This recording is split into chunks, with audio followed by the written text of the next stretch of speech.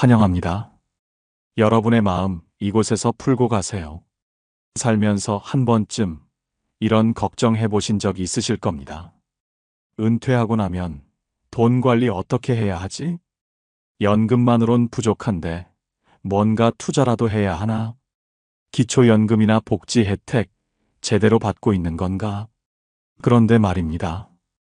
요즘은 그 고민을 해결하려다가 오히려 더 큰 손해를 보는 분들이 많습니다. 왜 그럴까? 아니, 돈을 불리려고 했는데 왜 잃지? 이유는 아주 간단합니다.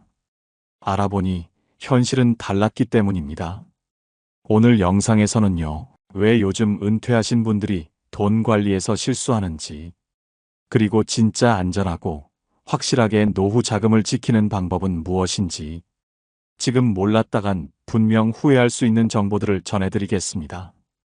혹시 지금 은퇴 후 투자 좀 해볼까? 연금 말고 다른 수입원을 만들어야지.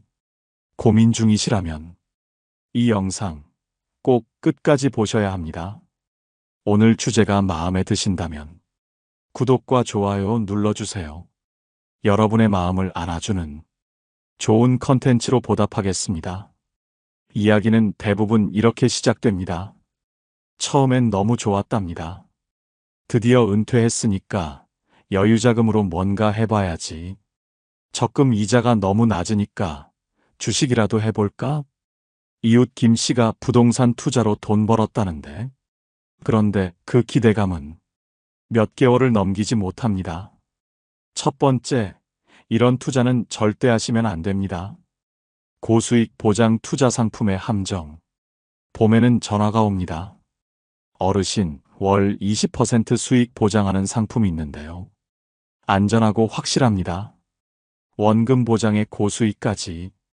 여름엔 지인 소개입니다. 우리 동네 누구누구도 하고 있어요. 벌써 3개월째 돈 나오고 있다니까요.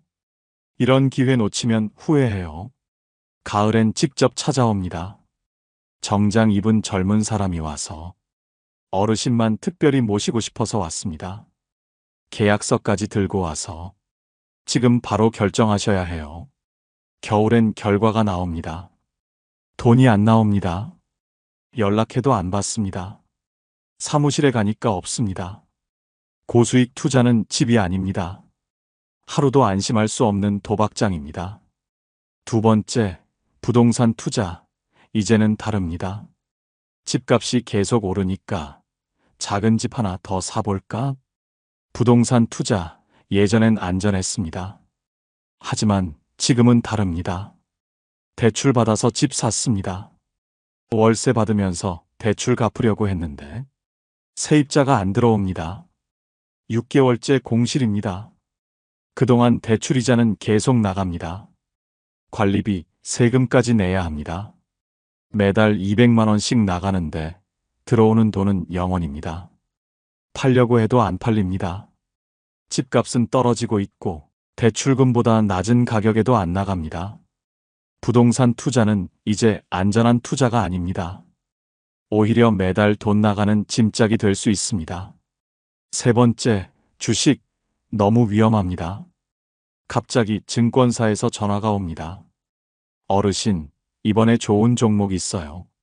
삼성전자, 현대차 같은 대기업 주식이니까 안전해요. 처음에는 올랐습니다. 100만 원이 120만 원이 됐습니다.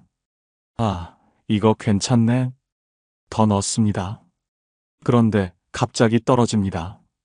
1000만 원이 700만 원이 됐습니다. 기다리면 오를 거야. 기다립니다. 더 떨어집니다. 500만 원이 됐습니다. 팔기도 무섭고 들고 있기도 무섭습니다. 밤에 잠도 못 잡니다.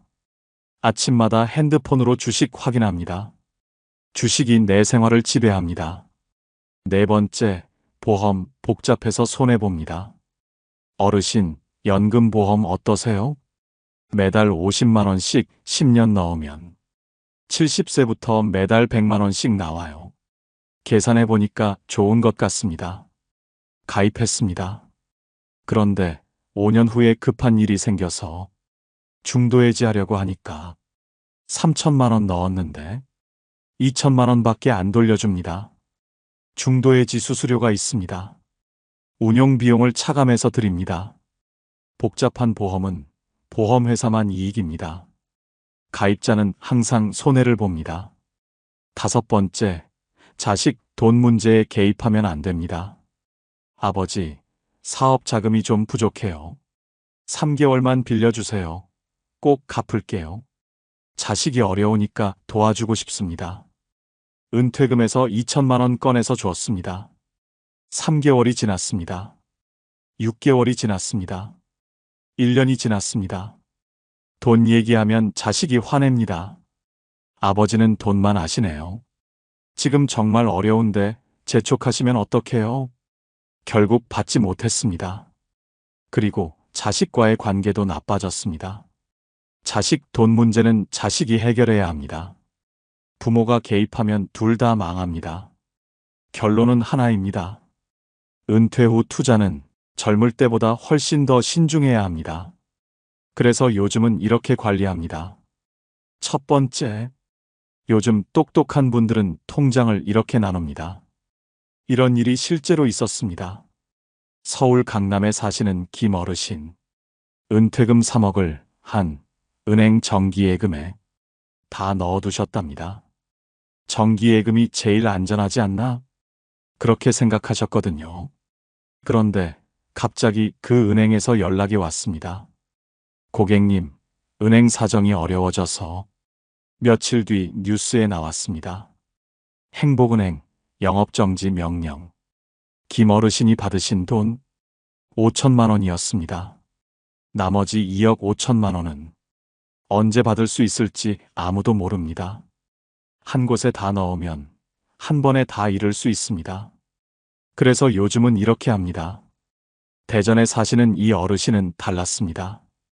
은퇴금 3억을 받자마자 3개 통장으로 나눠놨습니다. 첫 번째 통장, 당장 쓸 돈 통장. 매달 생활비 200만 원 곱하기 6개월 1,200만 원. 병원비, 경조사비 비상금 1,800만 원. 총 3천만 원을 입출금 자유적금에. 급할 때 바로 빼야 하니까. 이 돈은 언제든 쓸 수 있게 해뒀습니다. 두 번째 통장, 안전하게 불리는 돈 통장. 국채에 5천만 원, CMA, 종합자산관리계좌에 3천만 원. 총 8천만 원을 조금씩 불리는 상품에 은행 예금보다 이자 조금 더 주니까 위험하지 않으면서도 돈이 조금씩 늘어나는 곳에 넣어뒀습니다. 세 번째 통장, 목돈 보관 통장. 나머지 1억 9천만 원을 서로 다른 은행 4곳에 나눠서 보관.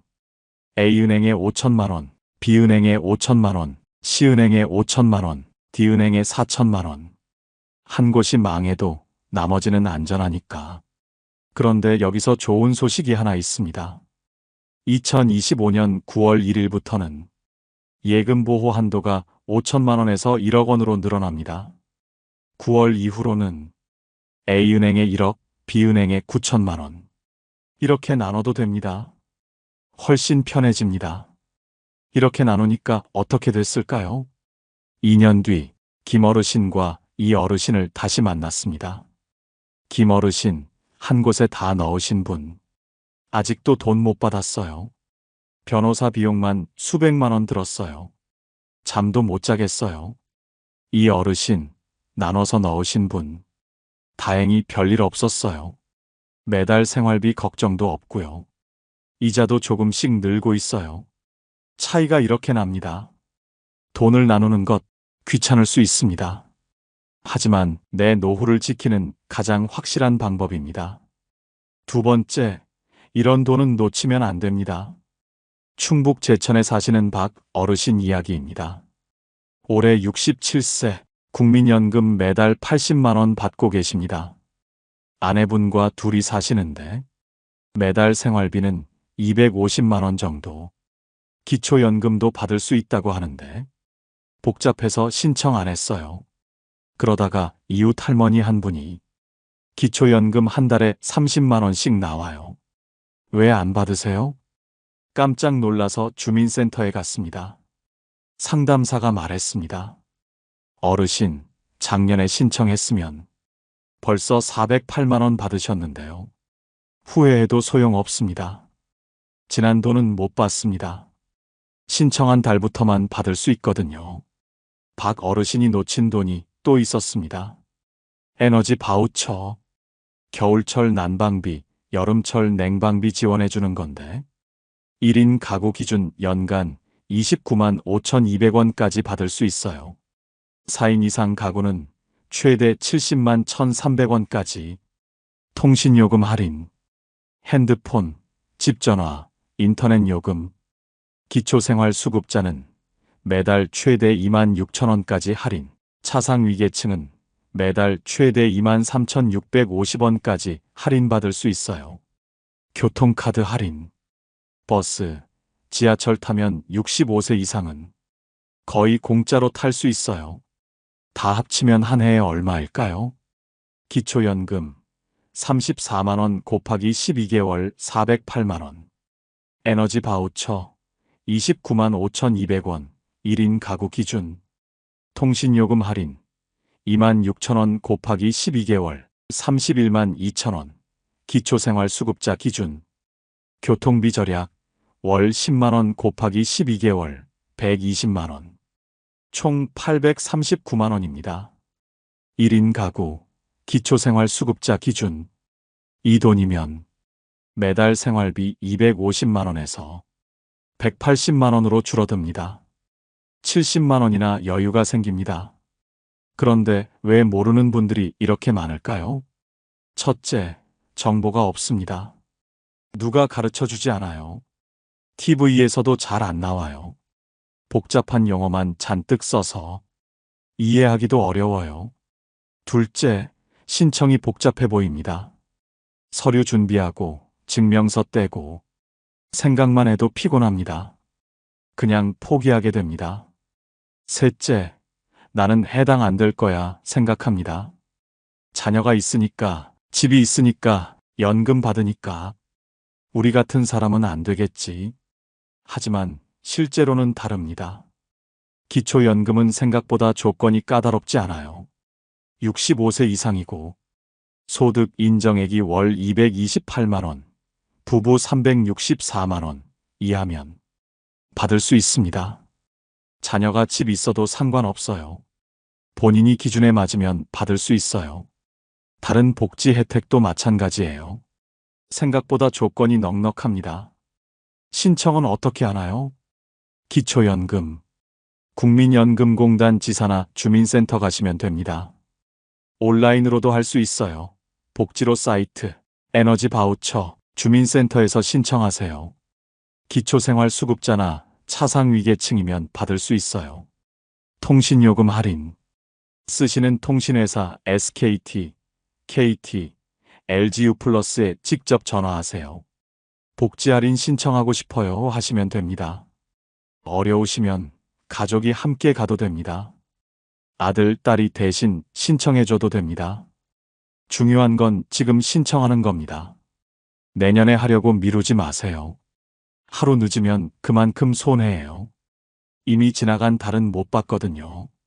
박 어르신은 이제 후회해도 소용없어요. 하지만 여러분은 다릅니다. 지금 신청하시면 다음 달부터 받을 수 있어요. 이런 혜택들은 정부에서 안 알려줘요. 신청하는 사람만 받아요. 아는 사람만 받는 혜택이에요. 그러니 지금 바로 움직이세요. 세 번째, 연금. 이때 받아야 손해 안 봅니다. 인천에 사시는 최 어르신의 고민입니다. 올해 60세, 국민연금을 언제 받을지 고민이세요. 지금 받으면 월 70만 원이래요. 65세에 받으면 100만 원이고요. 70세까지 기다리면 136만 원이라는데 언제 받는 게 유리할까요? 계산해보니 이렇습니다. 60세부터 조기 수령한다면 월 70만 원 곱하기 12개월 곱하기 25년 2억 1천만 원. 65세부터 정시 수령한다면 월 100만 원 곱하기 12개월 곱하기 20년 2억 4천만 원. 70세부터 늦춤 수령한다면 월 136만 원 곱하기 12개월 곱하기 15년 2억 4,400만 원. 언뜻 보면 70세까지 기다리는 게 유리해 보입니다. 하지만 현실은 다릅니다. 최 어르신이 실제로 선택한 건 65세 정시 수령이었습니다. 왜요? 첫째, 건강을 장담할 수 없어서요. 70세까지 건강하게 살 수 있을까? 중간에 큰 병이라도 걸리면 불안했습니다. 둘째, 당장 생활비가 필요해서요. 아내분이 아프셔서 병원비가 매달 50만 원씩 나가고 있었습니다. 10년을 더 기다릴 수가 없어요. 셋째, 인플레이션 때문이에요. 지금의 100만 원과 10년 후에 136만 원, 실제 가치는 비슷할 것 같아서요. 현명한 선택이었습니다. 65세부터 연금을 받기 시작한 최 어르신. 3년 후인 68세에 큰 수술을 받으셨습니다. 그때 정말 다행이라고 생각했어요. 만약 70세까지 기다렸다면 아직 한 푼도 못 받았을 텐데. 수술비, 입원비로 2천만 원이 들었지만 그동안 받은 연금으로 충분히 감당했습니다. 개인연금은 어떻게 받을까요? 최 어르신은 개인연금도 있었습니다. 연금보험에 20년간 매달 30만 원씩 넣어서 지금 원금이 7,200만 원. 보험회사에서 제안했습니다. 일시금으로 받으시면 8,500만 원 드려요. 연금으로 받으시면 매달 80만 원씩 10년간 받으세요. 계산해보니 일시금 8,500만 원, 세금 떼면 7,600만 원 정도, 연금 80만 원 곱하기 12개월 곱하기 10년 9,600만 원, 세금 거의 안 땜, 연금으로 받겠습니다. 왜냐고요? 세금이 훨씬 적게 나가거든요. 연간 350만 원까지는 세금이 안 나가요. 일시금으로 받으면 세금을 한 번에 많이 내야 해요. 연금 받기의 황금 원칙. 첫째, 건강 상태를 고려하세요. 건강하시면 늦춤 수령도 고려해 볼 만해요. 하지만 건강이 불안하시면 빨리 받으세요. 둘째, 다른 소득이 있는지 보세요. 임대소득, 사업소득이 있다면 연금을 늦춰도 됩니다. 하지만 다른 소득이 없다면 정시에 받는 게 안전해요. 셋째, 가족 상황을 고려하세요. 배우자가 아프거나 당장 큰 돈이 필요한 상황이면 미루지 말고 받으세요. 가장 중요한 건 이겁니다. 내가 편안하게 살 수 있는 방법을 택하는 것. 돈 계산만 하다가 정작 삶이 불편하면 안 됩니다. 네 번째, 자녀와 돈 문제. 이렇게 선을 그어야 합니다. 경남 창원에 사시는 김 어르신 이야기입니다. 73세, 은퇴 후 5년째 아들이 사업을 한다고 해서 2천만 원을 빌려줬습니다. 아버지, 3개월만요. 꼭 갚을게요. 3개월이 지났습니다. 6개월이 지났습니다. 1년이 지났습니다. 돈 얘기를 꺼내면 아버지는 돈만 아시네요. 지금 정말 어려운데 재촉하시면 어떡해요? 결국 받지 못했습니다. 그리고 아들과의 관계도 나빠졌습니다. 김 어르신이 후회하며 하신 말씀. 통장 비밀번호도 알려줬어요. 급할 때 쓰라고 했거든요. 그런데 어느 날 통장을 확인해 보니 300만 원이 빠져 있었습니다. 제 사업비가 모자라서 급히 썼어요. 아들이 말했습니다. 그럼 미리 말을 해야지. 내 돈인데 내가 왜 나중에 알아? 기분이 너무 나빴습니다. 내 돈인데 내가 주인이 아닌 것 같았습니다. 이제는 딸과도 문제가 생겼습니다. 딸이 집을 산다고 했습니다. 아버지, 전세금 좀 도와주세요. 3억만 주시면 될 것 같아요. 김 어르신 은퇴금이 5억이었는데 3억을 주면 2억밖에 안 남습니다. 나중에 갚을게요. 딸이 말했지만 아들 일을 겪고 나니 믿기지 않았습니다.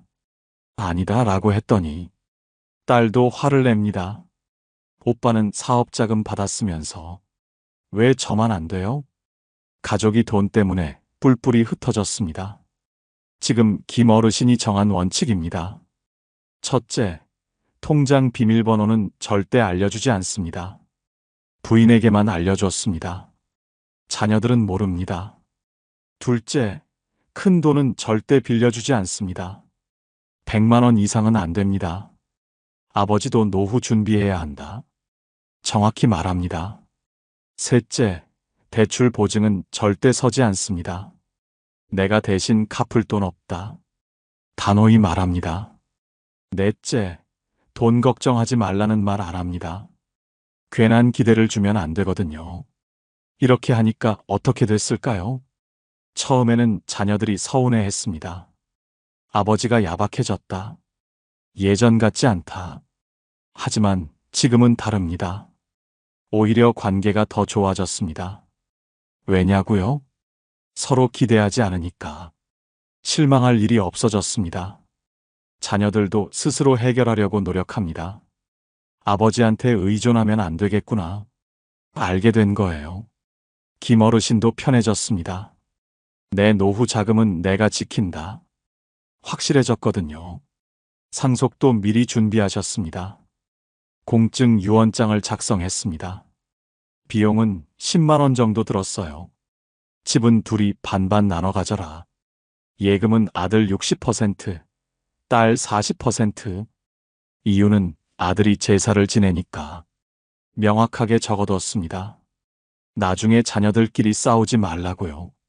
증여도 계획적으로 하고 있습니다. 매년 아들, 딸에게 각각 1,000만 원씩. 10년 동안 하면 총 2억 원. 증여세 한 푼도 안 내고 줄 수 있어요. 살아있을 때 조금씩 주는 게 낫다. 김어르신 생각입니다. 5번째, 노후자금. 도대체 얼마나 있어야 할까요? 부산에 사시는 이 어르신의 계산입니다. 부부 2분, 올해 각각 68세, 65세. 우리가 90세까지 산다면 22년 정도 더 살아야 하는구나. 매달 얼마나 쓸까 계산해 봤습니다. 기본 생활비, 식비 80만 원, 의료비 50만 원, 공과금, 통신비 30만 원, 교통비, 잡비 40만 원, 매달 200만 원 정도. 22년 동안 쓸 돈 200만 원 곱하기 12개월 곱하기 22년 5억 2,800만 원. 5억 3천만 원 정도 있어야겠구나. 여유롭게 살고 싶으면 여행도 가고 손주들 용돈도 주고 매달 300만 원 쓴다면 300만 원 곱하기 12개월 곱하기 22년 7억 9,200만 원, 8억 정도는 있어야겠네. 그런데 문제가 있었습니다. 큰 병에 걸리면 어떡하지? 수술, 입원, 간병비 1년에 500만 원씩 들어도 500만 원 곱하기 22년 1억 1천만 원. 집 관리비는 아파트 관리비, 수리비 매달 80만 원씩 들어도 80만 원 곱하기 12개월 곱하기 22년 2억 1천만 원. 다 합치면 생활비 8억 더하기 의료비 1억 더하기 주거비 2억 11억 원. 11억이나 필요하다고? 그럼 우리는 부족하네. 하지만 다 본인 돈으로 할 필요는 없습니다. 국민연금을 받고 있잖아요. 남편분 월 120만 원, 부인분 월 50만 원. 합쳐서 매달 170만 원. 170만 원 곱하기 12개월 곱하기 22년 4억 4천만 원. 기초연금도 받을 수 있어요. 부부 합쳐서 매달 55만 원 정도. 55만 원 곱하기 12개월 곱하기 22년 1억 5천만 원. 연금으로 받을 수 있는 돈. 국민연금 4억 4천만 원 더하기 기초연금 1억 5천만 원. 5억 9천만 원. 그럼 본인이 준비해야 할 돈은 총 필요자금 11억 원 빼기 연금 6억 원. 5억 원. 5억 정도면 할 만하네. 5억 원을 어떻게 만들까요? 이미 은퇴하신 분이라면 지금 있는 돈을 안전하게 굴리세요. 3억 원이 있다면 연 4% 이자로 15년간 굴리면 5억 4천만 원. 충분합니다. 아직 일하시는 분이라면 매달 100만 원씩 25년간 저축, 연 3% 이자, 약 4억 2천만 원. 매달 80만 원씩 30년간 저축 연 3% 이자 약 4억 6천만 원. 생각보다 할만하네요. 이 어르신이 하신 말씀입니다. 중요한 건 이겁니다. 무리하지 마세요. 11억이 부족해서 위험한 투자하시면 안 됩니다. 8억이면 8억대로, 6억이면 6억대로 사시면 됩니다. 건강이 가장 중요해요. 돈 때문에 스트레스 받아서 건강 망치시면 안 됩니다. 가족과 좋은 관계 유지하세요. 돈 때문에 가족과 싸우면 무슨 소용 있나요? 여유 있게, 편안하게 그렇게 사시면 됩니다. 정리하면 이렇습니다. 은퇴 후 돈 관리는 안전이 첫 번째, 수익은 두 번째입니다. 복잡한 투자 상품 말고 단순하고 확실한 방법을 택하세요. 혹시라도 투자를 하신다면 다음 원칙만은 꼭 지키세요. 1. 전체 자산의 10% 이내만. 2. 잃어도 생활에 지장 없는 돈으로만. 3. 이해 안 되는 상품은 절대 금지. 4. 고수익 보장 상품은 100% 사기. 5. 가족 돈 문제에는 개입 금지. 그리고 기억하세요. 복지 혜택은 아는 사람만 받습니다. 신청 안 하면 정부도 안 줍니다. 기초연금, 에너지 바우처, 통신요금 할인. 이런 혜택들 꼭 챙겨 받으세요. 이게 바로 확실한 노후 수입입니다. 마지막으로 돈보다 중요한 건 건강입니다. 돈 때문에 스트레스 받아서 건강 망치시면 안 됩니다. 안전하고 확실한 방법으로 걱정 없는 노후를 준비하시길 바랍니다. 오늘 영상을 보며 여러분은 어떤 생각이 드셨나요? 여러분의 경험과 생각을 댓글로 나눠주세요. 여러분의 이야기가 누군가에게 큰 위로와 깨달음이 될 것입니다. 오늘도 끝까지 시청해주신 여러분께 깊은 감사를 드립니다. 오늘 영상이 도움이 되셨다면 소중한 분들께 공유해 주시고 구독과 좋아요로 저를 응원해 주세요. 여러분과의 소중한 연결이 저에게 큰 힘이 됩니다. 오늘도 행복한 하루 되세요. 이상으로 마음 풀고 가세요 였습니다. 환영합니다. 여러분의 마음 이곳에서 풀고 가세요. 유산 다 줬는데 그 다음부터 연락이 끊겼습니다. 병원에 누워 있어도 안 와요. 그냥 모른 척합니다. 이게 남의 얘기일까요? 아닙니다. 지금 대한민국에서 가장 많이 들리는 부모의 한숨입니다. 수십 년간 피땀 흘려 모은 재산.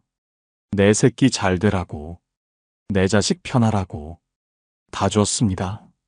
집도 넘기고 땅도 넘기고 이제 너희가 편하게 살아야지 했습니다. 그런데 돌아온 건 뭔지 아십니까? 전화 한 통 안 오는 자식, 부모를 짐처럼 여기는 눈빛, 그리고 텅 빈 통장과 병든 몸 하나뿐입니다.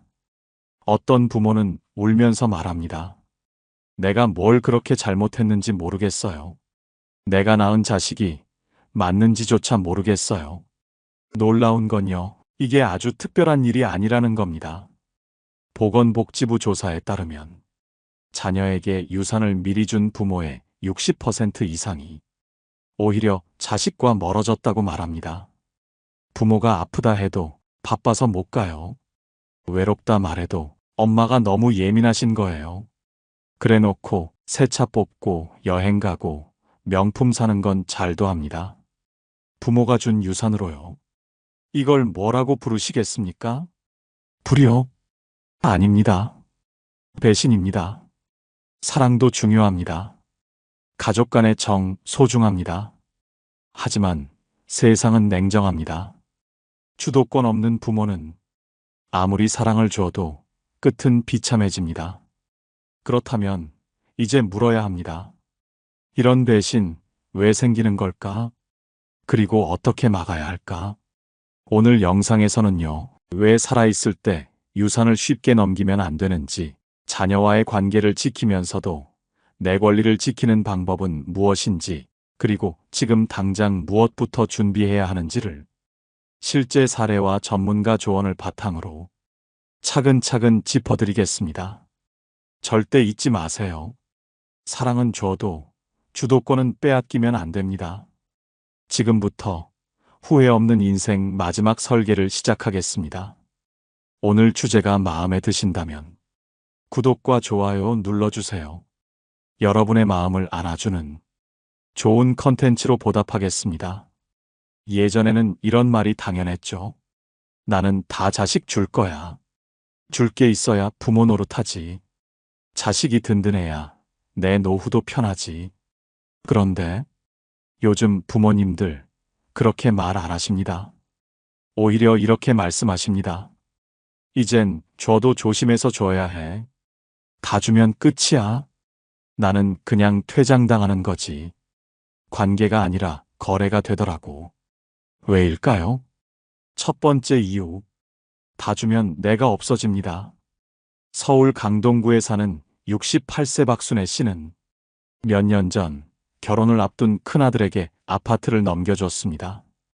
신혼집 필요하잖아. 엄마가 살던 집 내 이름으로 해줄게. 그런데 명의 이전이 끝난 뒤 아들은 결혼을 하고 새 며느리와 함께 들어왔습니다. 처음엔 같이 지내요라며 웃던 며느리도 점점 말을 아끼더니 어느 날 이런 얘기를 꺼냅니다. 어머님, 신혼집인데 따로 계시는 게 어떨까요? 그 말을 들은 아들도 엄마, 여긴 이제 제 집이잖아요. 새 출발하려면 우리 부부만의 공간이 필요해요. 결국 박순애 씨는 그 집을 나와 고시원 같은 원룸으로 옮기셨습니다. 그리고 조용히 이렇게 말씀하셨습니다. 명예 하나 바뀌었을 뿐인데 나는 갑자기 여기에 있을 자격이 없는 사람이 되어버렸어요. 두 번째 이유. 요즘은 고마움보다 거리감이 먼저 생깁니다. 부모는 고마울 거야 하고 주었는데 자식은 받을 만큼 받았다 생각하면서 거리 두는 경우가 많습니다. 가족관계 전문가들은 이걸 심리적 분리라고 부릅니다. 받을 거 다 받았다고 느끼면 심리적으로 관계 종료처럼 느끼는 거죠. 실제로 최근 5년간 가족상담센터 통계에 따르면 미리 유산을 증여한 뒤 자녀와 관계가 악화됐다고 응답한 부모가 전체의 57%에 달합니다. 반 이상이 준 이후에 사이가 더 멀어졌다 라고 말한 겁니다. 세 번째 이유. 부모가 약해졌을 때 진심이 드러납니다. 몸이 아프거나 병원에 자주 가게 되면 그때 진짜 자식 마음이 드러납니다. 그런데 이미 재산을 다 넘긴 상황에서는 자식이 부담스러워하거나 책임지지 않으려는 경우가 정말 많습니다. 형이 집 받았잖아. 그럼 엄마 모시는 것도 형이 해야지. 나는 받는 게 없는데 왜 돌봐야 해요? 이런 말이 가족들 사이에서 오갈 때 부모는 가슴이 무너집니다. 자식이 여러 명이면 책임은 서로 미루고 도움은 아무도 안 하려는 구조가 되기 쉬운 거죠. 네 번째 이유. 법적으로는 넘겼는데 마음으론 그게 아니거든요. 많은 부모님들이 이렇게 생각하세요. 명의는 내 걸로 해줄게. 그래도 여긴 내가 사는 집이야. 예금은 줄게. 근데 내가 필요할 땐 쓰게 해줘야지. 그런데 현실은 법적으로 넘긴 순간 그건 자식 것이 됩니다. 부모님은 그렇게 생각 안 하시지만 자식은 내 거니까 내 마음대로 할 수 있다 라고 생각하죠. 그 괴리 때문에 갈등이 생기고 상처가 남고 결국 멀어집니다. 결론은 이겁니다. 요즘 부모님들은 압니다. 내가 끝까지 주도권을 쥐어야 한다는 걸. 살아있는 동안 내가 쓸 건 내가 쓴다. 필요하면 도와주지만 내 삶은 내가 지킨다. 줄 건 주더라도 조건과 순서를 내가 정한다. 바로 이게 요즘 부모들이 유산을 그냥 안 주는 진짜 이유입니다. 그렇다면 어떻게 해야 할까요? 지금 실제로 많이 쓰이는 신유산 전략 3가지. 바로 조건부 증여, 유언장공증, 신탁 제도를 중심으로 알려드리겠습니다. 첫 번째, 조건부 증여. 이제는 써붙여야 합니다. 많은 부모님들이 처음엔 망설이십니다. 내 자식인데 굳이 저런 걸 계약서로까지 써야 하나? 서운해하지 않을까? 하나하나 조건을 적는 게 좀 민망하고 괜히 자식 마음 상하게 할까봐 망설여지죠. 맞습니다. 사실 부모 입장에서는 일일이 조건을 적는 게 민망하고 마음에 걸릴 수 있습니다. 괜히 자식한테 너 믿지 않는다는 메시지처럼 보일까 걱정도 되시죠? 그런데요, 요즘은 오히려 자식들이 먼저 말합니다. 엄마, 아예 조건 정해두세요.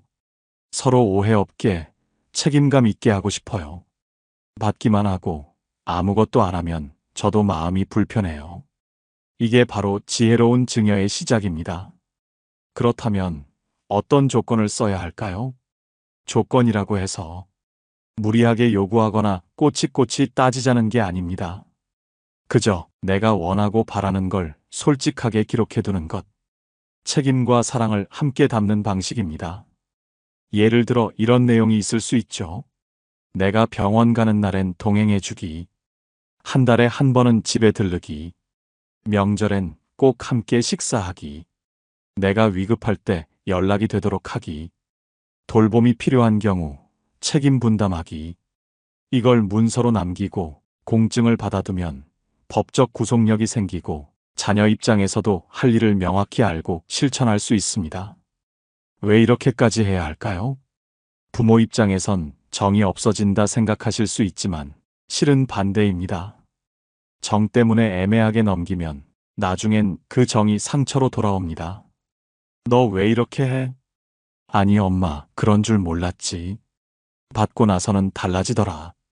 그런 말들이 오가면서 관계가 멀어지는 거죠. 그런데 조건을 서로 합의하고 써붙이면 오해가 사라지고 후회도 줄어듭니다. 자식 입장에서도 오히려 더 편합니다. 이런 이야기를 들은 적이 있습니다. 엄마가 미리 정해줘서 고마웠어요. 받고 나서 뭘 해야 할지 몰라서 늘 죄송했는데 딱 기준이 있으니까 마음이 덜 불편하더라고요. 요즘 자식 세대는 부모와 정을 나누는 방식이 다릅니다. 말로 하지 말고 기준을 주고 선택할 여지를 남겨주는 것. 이게 배려라고 생각하는 경우가 많습니다. 그래서 부모님이 조건을 미리 걸어주면 자식도 부담을 느끼기보다 이걸 해드리면 되겠구나 하고 도리어 책임있게 행동하게 됩니다. 사랑은 지켜야 사랑입니다. 증여는 사랑의 표현일 수 있습니다. 하지만 책임 없는 사랑은 오히려 독이 됩니다. 조건부 증여는요, 사랑을 책임과 함께 건네는 방식이고 내가 나를 지키는 최소한의 울타리입니다. 주는 것까진 좋은데 그 다음엔 아무 말도 못하고 서운해하고 눈물만 흘리는 건 그게 진짜 부모의 역할일까요? 아닙니다. 요즘 부모님들은 다릅니다. 사랑도 주되 내 권리도 함께 챙기고 내 삶도 지켜야 합니다. 그리고 그 시작이 딱 한 장의 조건부 계약서일 수 있습니다. 두 번째, 유언장은 말이 아니라 문서로 남겨야 합니다. 나는 정리 다 해놨다. 애들이 알아서 잘하겠지. 그런 건 말 안 해도 다 통하는 사이야. 이렇게 생각하셨던 분들 많으시죠? 그런데요, 정말 그럴까요? 말로만 해놓으면 그게 싸움의 시작이 됩니다. 서울의 한 상담센터에 실제로 들어온 사연입니다. 세 자녀를 둔 78세 어머니가 돌아가신 뒤 형제 셋이 싸움이 붙었습니다. 이유는 딱 하나. 엄마가 너한텐 집 주신다 그랬다며? 아니야. 나한텐 아파트 얘기 안 했어. 장남이니까 내가 당연히 받아야지. 그건 네 생각이지. 결국 서로 말 다르고 증거는 없고 감정은 뒤틀려서 결국 법정까지 갔습니다. 그리고요, 그 싸움은 지금까지 3년째 계속되고 있습니다. 나는 다 자필로 써놨어. 그런데 그것도 위험합니다. 자필 유언장은 형식이 아주 까다롭습니다. 날짜, 전부 본인 손글씨로 직접 작성, 서명 필수, 복사본, 타이핑, 녹음, 증인 없음 다 무효. 조금만 조건이 어긋나도 법적 효력이 없고 분쟁으로 이어질 수 있습니다. 그래서 요즘은 공증 유언장을 준비합니다. 공증 유언장은 법무사나 공증인의 입회하에 법적 요건을 모두 갖춘 상태에서 작성되는 유언장입니다. 어떤 재산을 누구에게 언제 어떤 조건으로 왜 그렇게 남기는지까지 정확하게 문서로 남기는 방식입니다. 예를 들어 이런 식입니다. 아파트는 큰아들에게 50%, 딸과 막내에게는 각각 25%씩 상속한다. 예금은 장례비와 병원비로 우선 사용한 뒤 남는 금액은 사회복지단체에 기부한다. 이 집은 본인이 사망한 이후에만 분할 처분 가능하다. 그런데 요즘 부모님들은 여기에 감정도 같이 남기십니다. 큰아들, 내가 엄마 병간호하며 늘 곁을 지켜줘서 고맙다. 이 집은 그래서 내게 준다. 내가 가진 건 많지 않지만 마지막까지 너희 셋 다 공평하게 생각했다. 이건 내 유산이자 내가 너희에게 전하고 싶은 마지막 마음이다. 이 한 문장, 그 어떤 재산보다 강한 마음의 울타리가 됩니다. 자식들, 서운해하지 않을까요? 많은 부모님들이 걱정하십니다.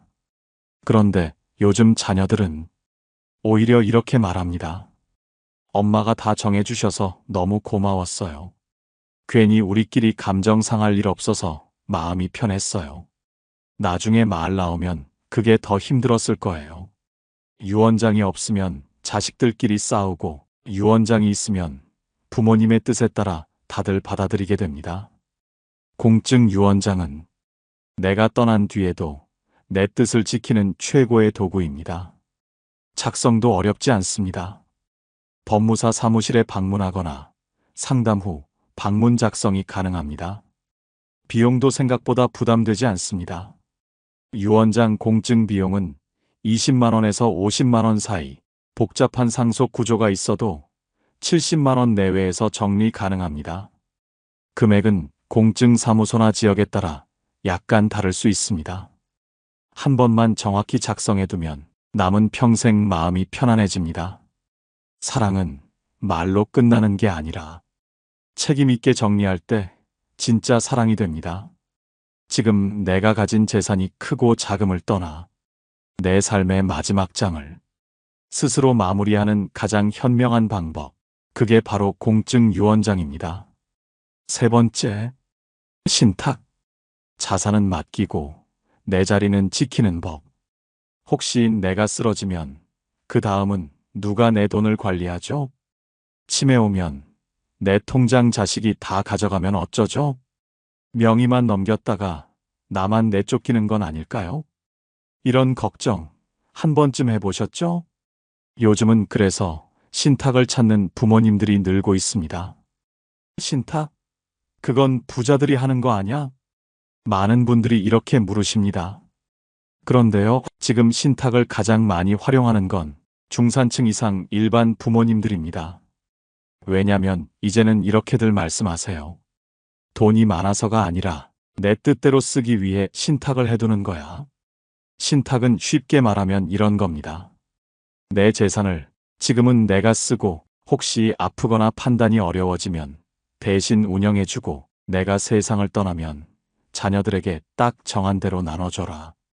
이걸 신탁회사나 은행, 법무법인에 맡겨 계약하는 것입니다. 이런 상황일 때 신탁이 필요합니다. 치매, 중풍, 뇌졸중처럼 판단 능력이 떨어질 수 있을 때, 자녀 간 상속 다툼이 걱정될 때, 자산을 맡길 사람은 없지만 보호는 확실히 하고 싶을 때, 미리 정해놓은 조건대로만 자산을 쓰고 싶을 때, 예를 들면요, 이 예금, 내가 살아있는 동안 매달 100만 원씩만 꺼내 쓸 수 있게 해주세요. 사망 후에는 아파트를 세 자녀에게 4대 3대 3 비율로 분할해주세요. 치매가 오면 내가 지정한 법정 대리인만 자산을 운용하게 해주세요. 이렇게 명확하게 정해놓으면 누구도 멋대로 건드릴 수 없습니다. 신탁의 가장 큰 장점, 자식이 마음대로 못한다는 것. 유산이나 재산을 미리 넘겼을 때 제일 무서운 건 자식이 내 뜻을 무시하는 상황입니다. 엄마 건데 내가 먼저 좀 써도 되겠지? 그 집 형이 받기로 한 거 아니야? 아직 사시는데도 자기들끼리 나눌 생각부터 하는 거죠. 그런데 신탁은 이걸 아예 원천 차단합니다. 조건을 충족하지 않으면 못 건드립니다. 계약대로만 집행됩니다. 부모의 동의 없이 자녀가 마음대로 못 움직입니다. 이게 바로 신탁이 법적 안전벨트라는 말의 이유입니다. 그럼 비용은 얼마나 들까요? 신탁은 상품에 따라 다르지만 보통 100만 원, 300만 원 선에서 계약이 가능합니다. 단순한 금전 신탁 약 100에서 150만 원. 부동산 포함 복합 신탁 약 200에서 300만 원. 추가 수수료나 운용 수수료가 별도로 발생할 수 있음. 은행 신탁사마다 수수료 구조상이 상담 후 비교 필요. 10억 원 자산이 있어야 신탁을 하는 게 아닙니다. 내 돈 5천만 원, 내 집 한 채도 충분히 신탁으로 안전하게 관리할 수 있습니다. 누가 신탁을 많이 할까요? 혼자 사시는 분, 자녀와 심리적 거리가 있는 부모님, 형제 간 갈등이 예상되는 상황, 치매나 질병을 미리 걱정하시는 분, 자산이 적지 않은데 도와줄 사람이 없는 경우. 실제로 시중은행 고령 고객 10명 중 3명은 상속형 신탁이나 치매 대비 신탁을 이미 사용 중입니다. 요즘은 신탁 상담도 간편하게 받을 수 있어 부담 없이 문의해 보시는 분들도 많습니다. 신탁, 더 이상 특별한 제도가 아닙니다. 신탁은 이제 부자들이 쓰는 법률 서비스가 아니라 내가 내 삶을 마지막까지 주도하기 위해 쓰는 도구입니다. 내가 살아있는 동안도 떠난 뒤에도 내 뜻과 마음이 정확하게 전해질 수 있도록 준비하는 것. 그게 바로 신탁입니다. 3가지 전략, 이렇게 활용하시면 됩니다. 자녀와 관계는 좋지만 책임감은 부족할 때, 조건부 증여, 자녀 간 사이가 예민하거나 상속이 복잡할 때, 공증 유언장, 치매나 돌발 상황이 걱정되고 노후 자산을 스스로 운영하고 싶을 때, 신탁제도. 여기까지 들으시면서 이런 생각 드셨을 겁니다. 좋은 건 알겠는데 그럼 나는 지금 뭐부터 해야 하나? 조건부 증여, 유언장, 신탁 듣긴 했는데 어디서부터 시작하지? 지금부터는 이 전략들을 어떻게 내 삶에 적용할 수 있을지 아주 구체적인 5단계 준비 방법을 알려드리겠습니다. 하나씩 따라오시면 어렵지 않습니다. 1단계 자산지도 그리기. 내가 가진 재산을 정리해 보세요. 지금 내 손에 있는 것부터 문서상 내 이름으로 된 것까지 부동산 집, 땅, 상가 등 주소와 명의 확인, 금융자산 예금, 적금, 보험, 증권계좌 등 연금, 국민연금, 퇴직연금, 개인연금, 부채 보증, 대출, 신용카드 사용 여부. 이걸 한 장에 정리하면 자산지도가 됩니다. 이 자산지도는 유언장이나 신탁계약서 작성 시 기본 자료가 됩니다. 팀 요즘은 토스, 뱅크샐러드 같은 앱에서 자산통합 조회 가능합니다.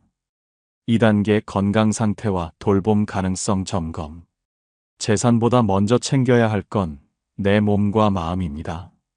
현재 복용 중인 약, 진단받은 병, 병원 기록 정리, 치매 가족력이 있다면 미리 체크, 병원 방문 동행 가능한 사람 자녀, 이웃, 간병인 등 목록 만들기. 건강이 악화되면 내가 가진 재산도 쓸 수 없는 돈이 될 수 있습니다. 그래서 신탁 설계 시 돌봄 플랜이 꼭 함께 들어갑니다. 3단계 내 뜻을 정리하세요. 마음의 유언 초안. 지금부터 종이 한 장 꺼내서 이렇게 써보세요. 누구에게 무엇을 주고 싶은지, 왜 그 사람에게 주고 싶은지, 반드시 지켜줬으면 하는 나의 가치, 기준은 무엇인지, 장래나 간병에 대한 내 생각은 무엇인지. 예시. 이 집은 큰아들에게 준다. 아플 때마다 옆에 있어줬다. 간병비는 내 예금에서 처리하되 아이들에겐 부담 주고 싶지 않다. 장례는 간소하게, 부의금은 받지 말고 사회에 기부한다. 이건 법적 효력은 없지만 공증 유언장이나 신탁 설계의 방향을 정하는 핵심 문서가 됩니다. 4단계 전문가와 상담 스케줄 잡기, 조건부 증여, 공증 유언장, 신탁 설계. 혼자 하면 어렵습니다. 하지만 상담 한 번만 받아도 절반은 해결됩니다. 공증 유언장, 법무사 또는 공증인 공증 비용 약 20에서 50만 원. 조건부 증여, 변호사 또는 공증센터 상담, 신탁계약, 시중은행 PB센터, 신탁 전문기관 비용 100에서 300만 원 선. 상담받기 전엔 자산 목록, 마음의 유언 초안을 미리 준비하세요. 이 자료만 있으면 상담이 훨씬 빠르고 정확해집니다. 요즘은 지자체 복지센터에서 상속신탁 무료 상담도 진행합니다. 꼭 확인해 보세요. 5단계 자녀와 대화하기, 정중하고 담담하게. 여기서 멈추면 안 됩니다. 제일 어렵지만 제일 중요한 단계가 바로 이겁니다. 처음엔 이런 말로 시작해 보세요. 엄마가 너희한테 뭘 어떻게 주고 싶은지 생각해 봤다. 그냥 주는 게 아니라 내 삶도 지키고 싶어서 정리를 해두려 한다. 이건 돈 이야기가 아니라 마음과 책임에 대한 이야기야. 그리고 이렇게 덧붙이세요. 내가 다 줄 순 있지만 그 대신 나도 부탁하고 싶은 게 있다. 우리 관계가 이 일 때문에 흔들리는 건 원치 않아. 그래서 문서로 남기려 한다. 조건을 적는 게 정없고 차갑게 느껴질까 걱정되시죠? 하지만 요즘 자녀들은 말합니다. 엄마가 미리 정해줘서 오히려 편했어요.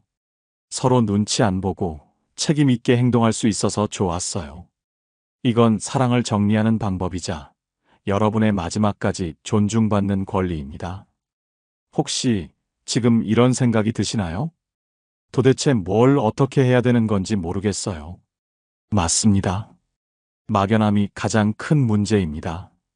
그래서 지금부터는 아주 구체적으로 지금 이 자리에서 내가 체크해야 할 5가지 항목을 짚어드리겠습니다.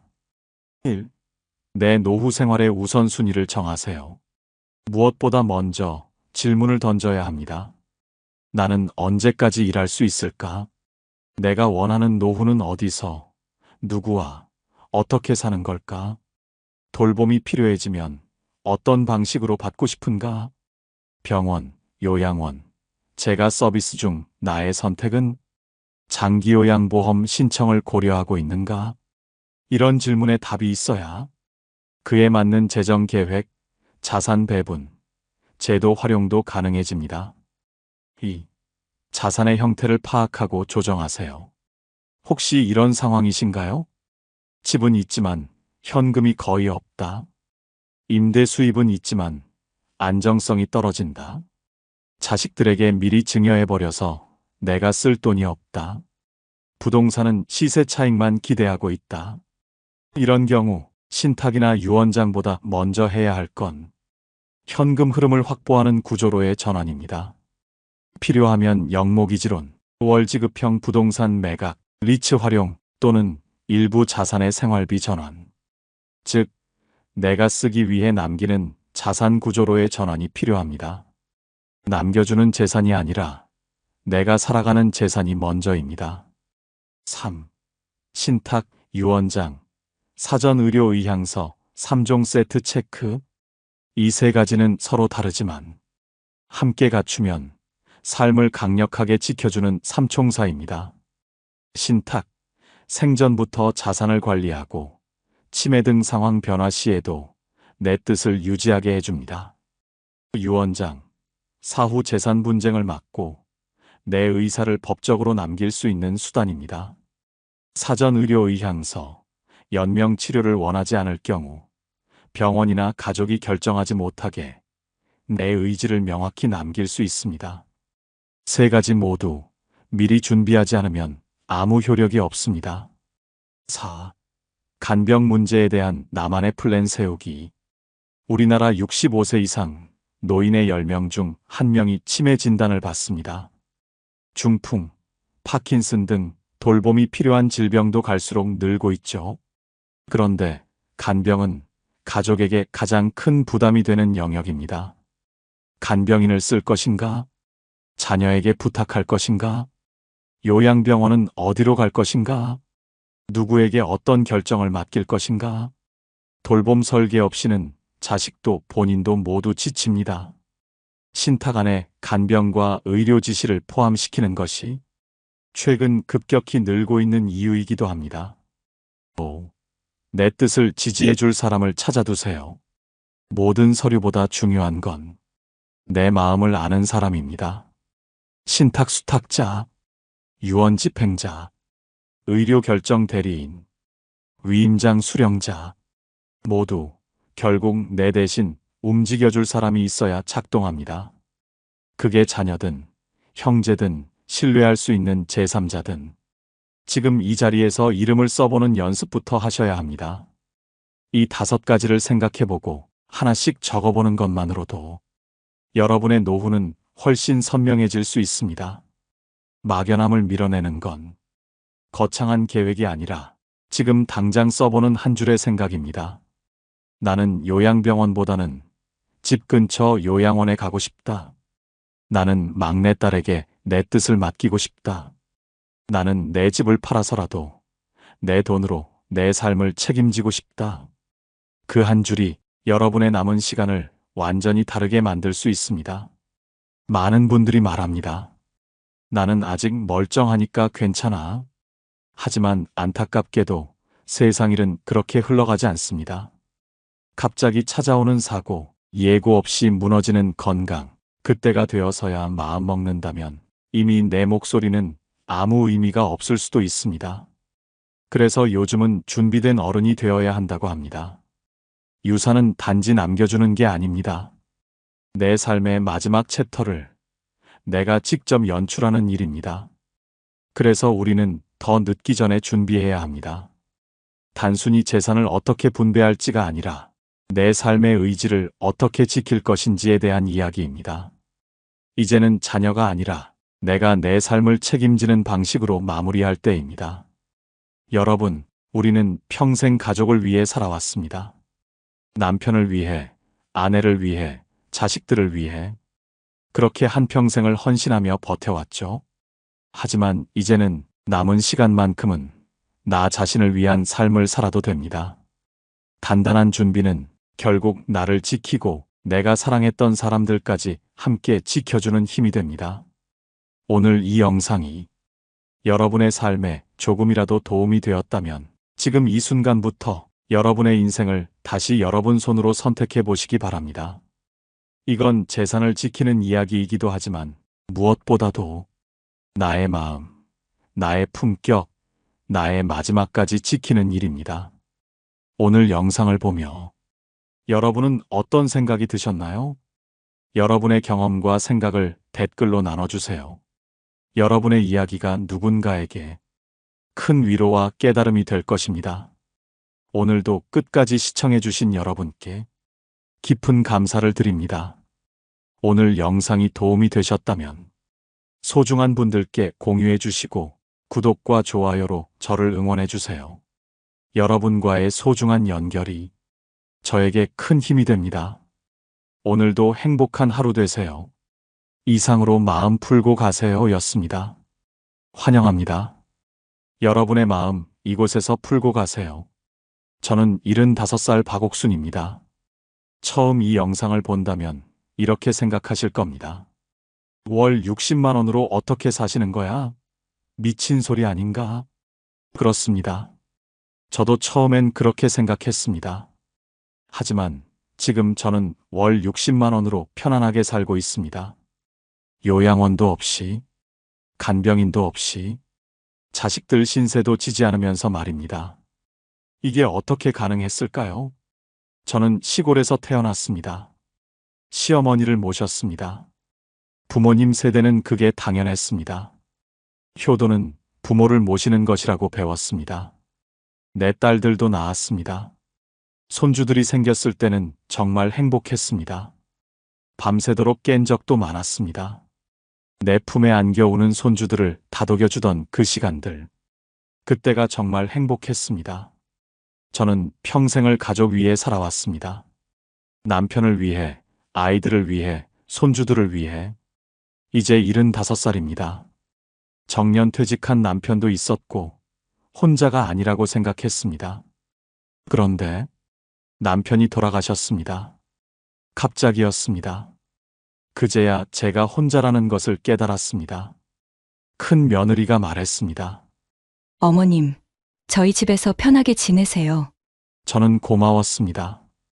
첫 몇 주는 괜찮았습니다. 손주들도 좋아하고 밥도 해주고 할 게 많아서 좋았습니다. 그런데 어느 날 저녁 식사 시간이었습니다. 저는 손주들과 함께 밥상에 앉아 있었습니다. 그때 큰 며느리가 말했습니다. 어머님 혹시 방에서 드시는 게 어떨까요? 손에서 숟가락이 떨어질 뻔했습니다. 아이들이 수학 숙제를 하는데 어머님이 밥 드실 때 숟가락 소리가. 저는 대답하지 못했습니다. 그렇게 저는 밥을 혼자 방에서 먹게 되었습니다. 처음엔 괜찮다고 생각했습니다. 하지만 생각해보니 이건 단순한 이동이 아니었습니다. 밥상에서 사라진다는 건 뭘 의미하는 걸까요? 가족의 일원에서 점점 손님이 되어간다는 뜻이었습니다. 작은 딸 집에 가서 며칠을 있었습니다. 거기서도 비슷했습니다. 엄마, TV 소리 좀 줄여주실래요? 밤에 화장실 가실 때 조심해주세요. 애들이 깬대요. 심지어는 엄마, 밤에 물을 조금만 드시면 안 될까요? 그 말을 들었을 때 가슴 안쪽이 서서히 식어갔습니다. 아, 이제 나는 누군가의 불편함이 되었구나. 그날 밤 물잔을 들었다가 그냥 내려놓았습니다. 75년을 살면서 처음 느껴본 것이었습니다. 내가 여기서 있어도 되는 걸까? 밤에 물도 마실 수 없고 화장실도 조심스럽게 가고 점점 작아져 가는 것 같았습니다. 천장을 바라봤습니다. 한참을 바라봤습니다. 내가 평생 가족을 위해 살았는데 이제 난 부담이 된 건가? 내가 짐이 된 건가? 부모님을 모시던 그 시절이 떠올랐습니다. 그때 저는 얼마나 당연하게 했을까요? 자녀와 함께 사는 게 당연하지. 그렇게 생각했습니다. 근데 이제 저는 자식들이 문을 닫는 걸 느낍니다. 아이들 때문만은 아닐 겁니다. 아이들도 힘들 것입니다. 직장도 불안정하고 아이들 교육비도 어마어마하고 제 노후까지 책임져야 하니까요. 그래서 생각했습니다. 사실 저는 약간의 지병이 있었습니다. 고혈압, 당뇨병 같은 것들. 아무것도 아닌 것처럼 보이지만 관리가 필요했습니다. 그렇다면 간병인을 고용하면 어떨까요? 그렇게 결정했습니다. 월 450만 원. 그게 뭔가 하는 생각도 들었습니다. 하지만 저는 선택했습니다. 처음엔 정말 좋았습니다. 할머니, 오늘 뭐 해드릴까요? 맛있는 거요? 저는 이분이 정말 좋았습니다. 약도 챙겨주고, 진료 약속도 관리해주고, 집 청소도 해주고, 저는 편했습니다. 그런데 일주일이 지나니까 달라졌습니다. 할머니, 다른 집에서는 고기도 자주 해드렸었는데 식비를 좀 더 주시면 제가 더 신경 써서 챙길 텐데. 그리고 어느 날은 한숨을 쉬었습니다. 할머니, 이렇게 검소하시면 제가 밥을 하는 보람이 없어요. 저도 사람인데. 월 450만 원도 부족했습니다. 저는 또 깨달았습니다. 내가 이 돈을 써서도 행복하지 못한데 내 딸들은 나중에 뭘 할 수 있을까? 그래서 요양원을 알아봤습니다. 큰딸이 몇 군데를 찾아주었습니다. 어머니, 시설도 좋고 간호사분들도 친절하대요. 저는 그곳을 봤습니다. 깨끗했습니다. 시설도 좋았습니다. 하지만 오전 6시 벨이 울립니다. 눈을 뜨기도 전에 불이 켜집니다. 일어나고 싶어서가 아니라 기상 시간이기 때문입니다. 오전 7시 식당으로 갑니다. 아침밥이 잘 넘어가지 않아도 꾸역꾸역 먹어야 합니다. 남기면 안 되니까요. 오전 9시 단체 체조가 시작됩니다. 몸이 아파도 마음이 내키지 않아도 이곳의 규칙입니다. 그 한마디면 끝입니다. 그 다음은 점심, 약 복용, 오후 간식, 저녁 소등. 하루가 내 의지가 아니라 누군가의 시간표 속에서 흘러갑니다. 75년을 자유롭게 산 여자가 남은 인생을 여기서 보낸다면 204호실 할머니, 이름도 없습니다. 호실 번호로만 불립니다. 그리고 더 무서운 게 있었습니다. 같은 방을 쓰는 할머니는 밤새 코를 곱니다. 도저히 잠을 이룰 수 없습니다. 새벽마다 깹니다. 옆방 할머니는 새벽마다 소리를 지릅니다. 악몽인지 혼잣말인지 매일 밤 반복됩니다. 이곳은 함께 사는 곳이었습니다. 하지만 저는 점점 더 외로워졌습니다. 혼자 있는 것보다 더 외로웠습니다. 3일 만에 나왔습니다. 천장을 봤습니다. 한참을 봤습니다. 나는 이제 어디로 가야 하나? 자식들 집도 안 되고 간병인도 못 되고 요양원도 싫은데 나는 그 밤이 가장 길었습니다. 그리고 깨달았습니다. 왜 나는 남들이 정해놓은 길만 따라가고 있었을까? 자녀와 함께 사는 게 당연하다고 해서 그렇게 했고 간병인을 쓰는 게 최선이라고 해서 시도해봤고 요양원이 마지막이라고 해서 가봤고 하지만 전부 실패했습니다. 돌아온 건 외로움과 절망뿐이었습니다. 그렇다면 정해진 길을 따르지 않고 제가 새로운 길을 만들 수는 없을까요? 먼저 집을 안전하게 만들었습니다. 혼자 살면서 가장 무서운 게 뭘까요? 넘어지는 것. 갑자기 건강이 나빠지는 것. 그럼 누가 도와주지? 그래서 스마트 시스템을 설치했습니다. 매일 아침 알람이 울립니다. 오늘 날씨는 흐리고 낮 기온은 22도입니다. 약 드실 시간입니다. 이제 약을 깜빡하는 일이 없습니다. 음성 명령으로 불 꺼줘, TV 켜줘라고 말하면 직접 움직이지 않아도 됩니다. 이 나이 먹으면 조금만 움직여도 피곤합니다. 이런 작은 것들이 정말 큰 도움이 됩니다. 거실과 화장실에는 낙상 감지 센서를 달았습니다. 넘어지면 자동으로 딸들과 이웃에게 연락이 갑니다. 불이라도 나거나 병이 나면 어쩌나 하던 걱정이 줄었습니다. 가전제품들도 모두 음성으로 조작할 수 있습니다. 스마트 플러그로 필요한 것만 전원을 켜고 끌 수 있습니다. 전기도 아끼고 편리하기도 합니다. 그런데 시간이 지나니까 깨달았습니다. 기술이 편리함을 줄 수는 있지만 외로움을 해결해 주지는 못한다는 것입니다. 혼자 밥을 먹으니까 맛이 없었습니다. 밤에 혼자 집에 있으니까 무서웠습니다. 내가 갑자기 죽으면 누가 알까? 그런 생각들이 자꾸만 들었습니다. 그때였습니다. 아파트 단지에서 비슷한 또래 여자분들을 만났습니다. 똑같이 혼자 사는 분들이었습니다. 커피를 마시면서 이야기를 나눠봤습니다. 다들 비슷한 얘기였습니다. 자식들 집에 가도 눈치가 보이고 혼자 살기엔 너무 외롭고 요양원은 절대 못 가겠고. 그럼 우리 함께 할 수 없을까? 그 말이 나왔을 때 저는 희망을 느꼈습니다. 우리는 5명이 시작했습니다. 60대 후반부터 70대 초반의 여자분들이었습니다. 첫 번째로 한 건 밥을 함께 먹기였습니다. 월요일, 수요일, 금요일에 누군가 집에서 밥을 하고 우리가 함께 먹자. 규칙은 간단했습니다. 월요일에는 누가, 수요일에는 누가, 금요일에는 누가 돌아가며 요리를 했습니다. 누군가는 밑반찬을 미리 준비했습니다.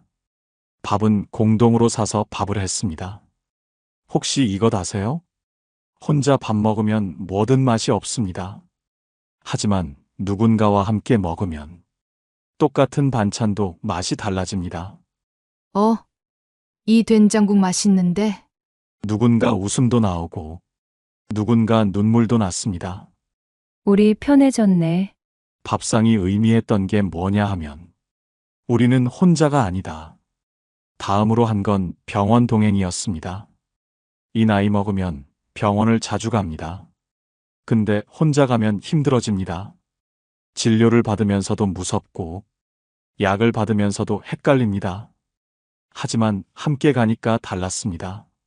의사 선생님, 이 약은 밥 전에 먹나요? 한 사람이 물으면 다 듣게 됩니다. 할머니, 낙상하지 마세요. 이 약 때문에 어지러울 수 있어요. 약사 선생님도 더 자세히 설명해 줍니다. 의료비도 줄어들었습니다. 왜냐하면 작은 병을 미리 알아챈 것이거든요. 그리고 가장 중요한 건 안전이었습니다. 매일 아침 단톡방에 좋은 아침입니다. 라고 씁니다. 5명 모두 만약 오전 10시까지 누군가의 연락이 없으면 전화를 합니다. 언니, 괜찮으세요? 필요하면 직접 갑니다. 혹시 밤에 넘어진 건 아닐까? 하지만 다행히 그럴 일은 없었습니다. 하지만 이 안전망이 있다는 것 자체가 큰 위로였습니다. 우리는 또 다른 걸 발견했습니다. 각자 할 수 있는 게 있다는 겁니다. 누군가는 요리를 정말 잘했습니다. 요리 클래스를 열어볼까? 근처 경로당에서 주인공이 됐습니다. 누군가는 손재주가 좋았습니다. 공예 만들기 교실을 열었습니다. 누군가는 스마트폰이 어려웠습니다. 제가 배워볼게요. 이렇게 가르치고 배웠습니다. 단순한 이웃이 아니라 정말 가족 같은 사람들이 되어갔습니다. 가끔은 함께 산책했습니다. 봄에는 벚꽃을 보러 가고, 여름엔 계곡으로 가고, 가을엔 단풍을 보러 가고, 혼자였으면 못했을 일들을 했습니다. 누군가 넘어지면 도와주고, 누군가 피곤하면 쉬어가고, 이런 게 삶이구나 싶었습니다. 그런데 한 가지 더 깨달은 게 있었습니다. 경제가 중요하다는 겁니다. 공동생활을 해도 월 50만 원에서 60만 원이 필요했습니다. 연금으로만은 모자랐습니다.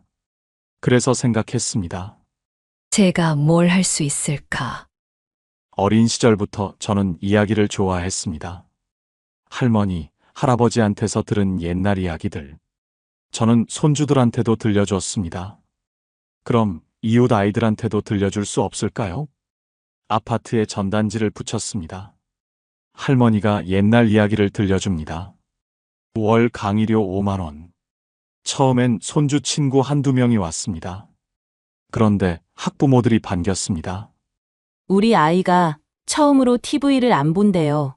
그렇게 이야기 교실이 생겼습니다. 월 사회 강의, 한 달에 20만 원이 들어왔습니다. 그리고 또 한 가지를 배웠습니다. 스마트폰으로도 돈을 벌 수 있다는 겁니다. 아이가 유튜브에 영상을 올려보라고 했습니다. 엄마의 노후 생활 노하우.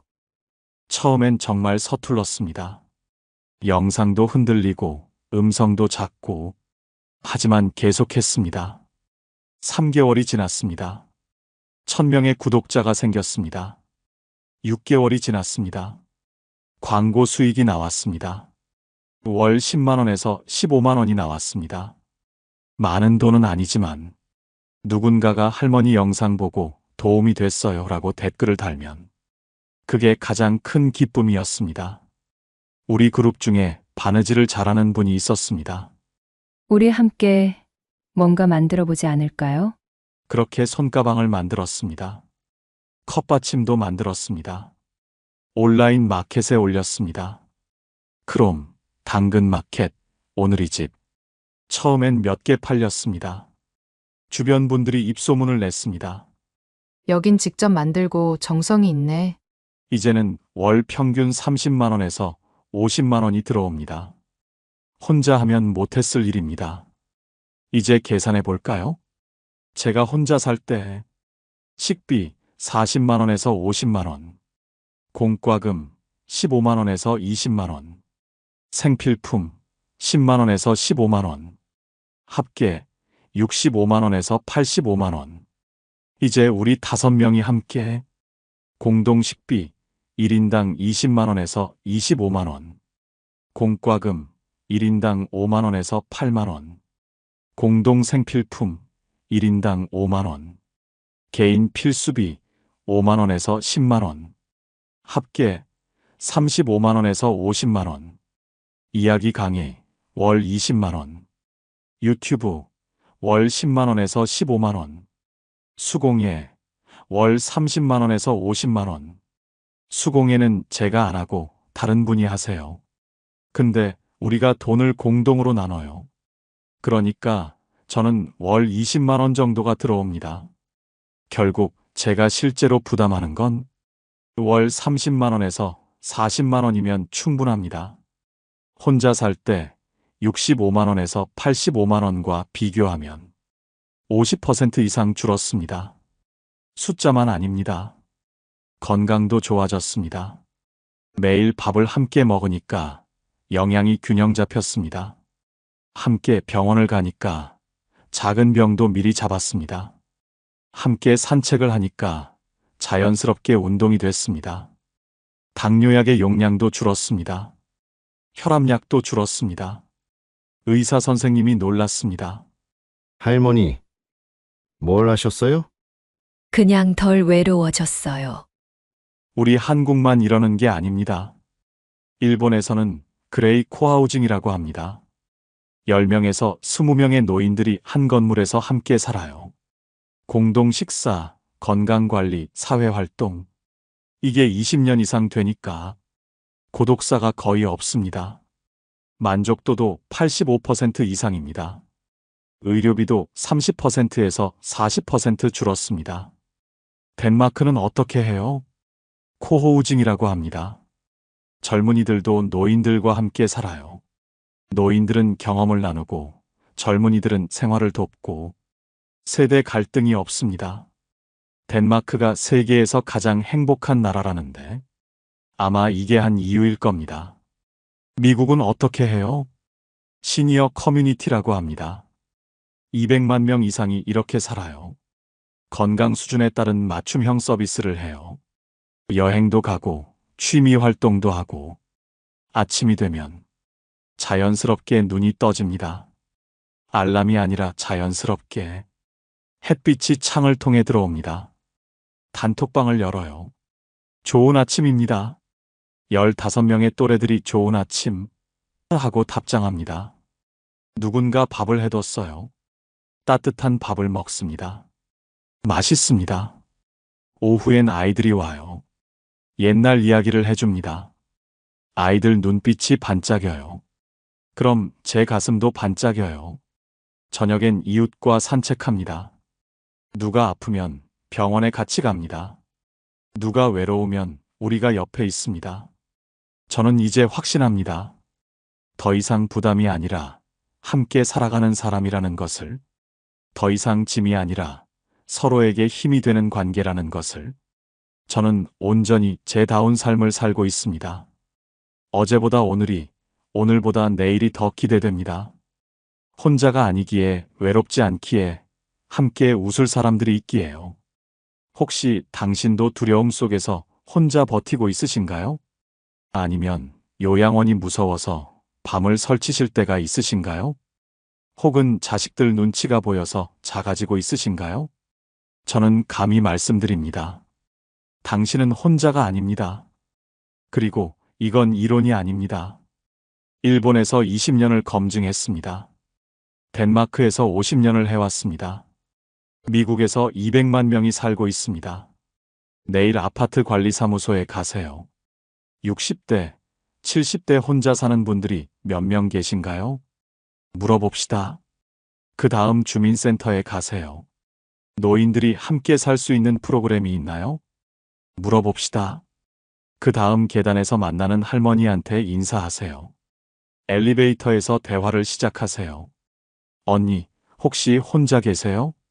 그 다음 카톡방을 만드세요. 우리 함께 밥 먹으면 좋지 않을까요? 노후는 끝이 아닙니다. 또 다른 시작입니다. 혼자는 불가능해 보이지만 함께면 가능합니다. 요양원도 간병인도 아니어도 충분히 행복할 수 있습니다. 여러분도 이 삶을 선택할 수 있습니다. 여러분의 동네에서 여러분의 이웃들과 함께 오늘이 그날입니다. 저는 이제 확신합니다. 월 60만 원으로도 충분히 행복하다는 것을, 혼자가 아니면 모든 게 달라진다는 것을 후회 없이 이 길을 왔습니다. 여러분도 할 수 있습니다. 우리 함께 새로운 길을 만들어 봅시다. 오늘 영상을 보며 여러분은 어떤 생각이 드셨나요? 여러분의 경험과 생각을 댓글로 나눠주세요. 여러분의 이야기가 누군가에게 큰 위로와 깨달음이 될 것입니다. 오늘도 끝까지 시청해주신 여러분께 깊은 감사를 드립니다. 오늘 영상이 도움이 되셨다면 소중한 분들께 공유해 주시고 구독과 좋아요로 저를 응원해 주세요. 여러분과의 소중한 연결이 저에게 큰 힘이 됩니다. 오늘도 행복한 하루 되세요. 이상으로 마음 풀고 가세요 였습니다.